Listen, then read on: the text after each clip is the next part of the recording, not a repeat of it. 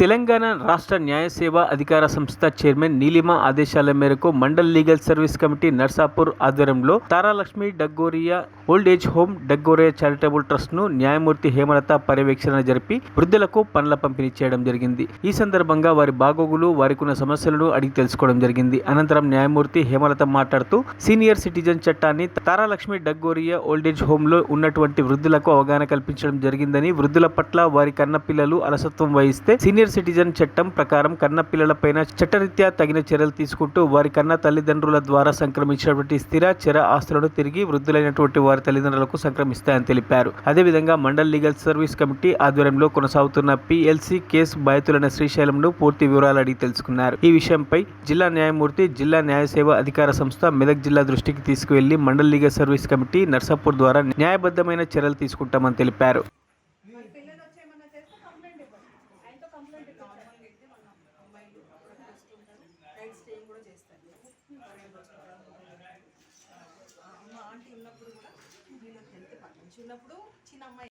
మార్చి month లో తెచ్చాక donation వచ్చినాయి కొన్ని వాళ్ళకి తోచినట్టు ఇచ్చారు అనమాట 2 kg 3 kg. ఇంకా ఇవన్నీ కంప్లీట్ అయ్యే వరకు నేను ఏప్రిల్ మంత్ లో అసలు తెప్పిలేదు. ఇప్పుడు మే కోసం ఏప్రిల్ ఎండింగ్ తెప్పించాను.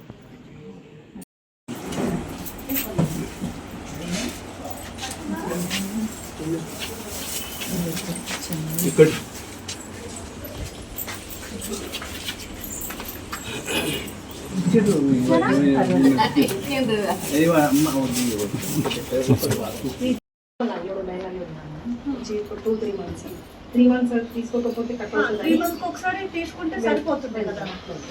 ఈవిడనేమో తనకి సింగిల్ వెళ్ళగలదు కాబట్టి వెళ్ళేసి వస్తుంది. ఒక్కోసారి అలా కూతురు తీసుకుంటాం. అంటే పర్సనల్ ఏమైతే ఇవ్వరు కదా, అట్లీస్ట్ 3 months ఒకసారి అయితే వీలైతే వెళ్ళాల్సిందే. మేము కూడా అడిగి చూస్తే ఆధార్ అడ్రస్ ని నర్సాపూర్కి ట్రాన్స్ఫర్ చేస్తే ఇక్కడికి అవుతుంది అన్నారు. ఇంకా వాళ్ళు అక్కడ రెసిడెంట్ వాళ్ళే కొన్ని అక్కడ నుంచి ఇక్కడికి మార్చడానికి మార్చలేదు. సొంత ఊరు అన్నట్టుగా అక్కడే వస్తుంది. మళ్ళీ రేపు పొద్దున ఇంకేమన్నా బెనిఫిట్లు వచ్చినప్పుడు వీళ్ళు అక్కడి నుంచి ఇక్కడికి షిఫ్ట్ చేస్తే అక్కడే మన బెనిఫిట్స్ వస్తే పోతాయి. అందుకని మేము ఇంకా వాళ్ళు మాకు అడిగితే అదే ఇట్లా ఇక్కడికి వస్తుందా అని అడిగితే ఇది ఆధార్ అడ్రస్.